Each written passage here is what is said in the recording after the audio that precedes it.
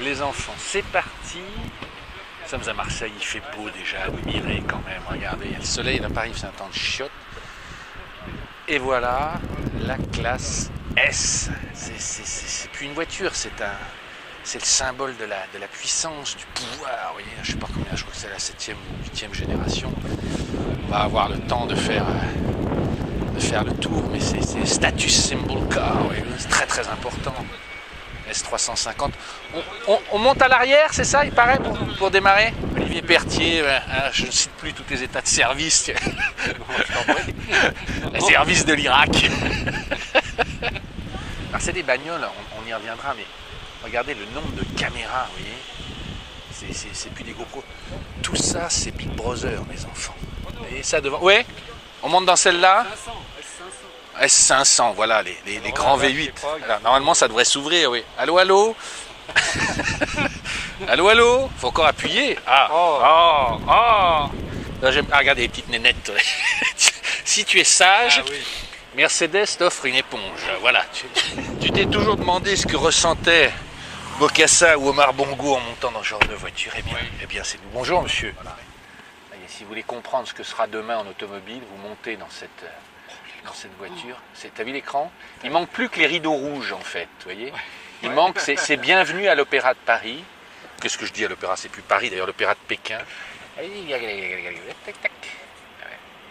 Attends, je m'entraîne, Clémence. C'est une bagnole. Que tu ailles aux États-Unis, en Europe, en Afrique, en Russie, en Asie, que tu sois capitaine d'entreprise, que tu sois dictateur, mafieux, star hollywoodienne, footballeur, en gros, situé dans la puissance, elle a toujours tenu le pavé. C'est la bagnole. Devant les sommets européens, la classe S. Et tout le monde lui envie, là, Audi A8, BMW Série 7, il court après ce symbole. Voilà, ça c'est le premier truc. Et à ce titre, je trouve que c'est une voiture qui est amusante parce qu'elle est, voilà, elle est symbolique du pouvoir. Voilà, emblématique. Et ils sont toujours leaders. Et la deuxième chose, cette bagnole a toujours écrit l'histoire technologique de ce qui allait arriver. Moi, j'ai un souvenir en 2005, très précis, de l'ancienne génération. C'est la première fois que je conduisais une bagnole avec un radar de contrôleur actif. Elle freinait toute seule et je disais, ça arrivera un jour en série. J'ai essayé la 308 il y a 3 semaines, celui-là en série. Donc cette bagnole, on va la lire à l'aune de tous ces équipements qui arriveront demain dans ta Clio et encore plus vite qu'hier. C'est bien ce que je dis. Tu parles très très bien. Hein, t'as vu ça là? Putain, je suis en forme. Je suis écrasé par... Non, tu sais, je suis chaud, j'y vais, parce qu'après, si je perds en tension, je retombe comme un bidet, alors. Voilà, donc, c'est ça que nous allons découvrir au fur et à mesure. Voilà. Voilà, belle classe S. Faites-nous des petits sourires, voilà. Non, ils sont arrivés, c'est marrant, parce que c'est toujours la même, et ils sont arrivés quand même à l'alléger. Oui, oui, absolument. C'est pas mal. Genre, au niveau design...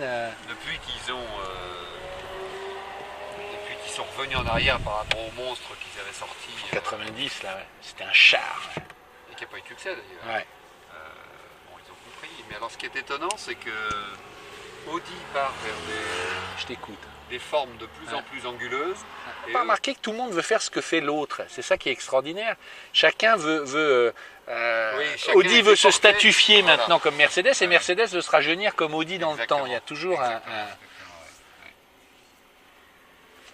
Oui, donc c'est toujours BM, le premier mondial. Et de loin encore, je crois, non? Oui. Hein, quand ils sont à 1,5 million, quand Audi est à 1 million, ouais, c'est 1,7 million. 1,630 million, quelque chose comme ça, je crois. Oui. Ah, c'est ça d'être avec la grande presse chez les vrais chiffres. Attends, non, mais je comme d'habitude, mais il me semble.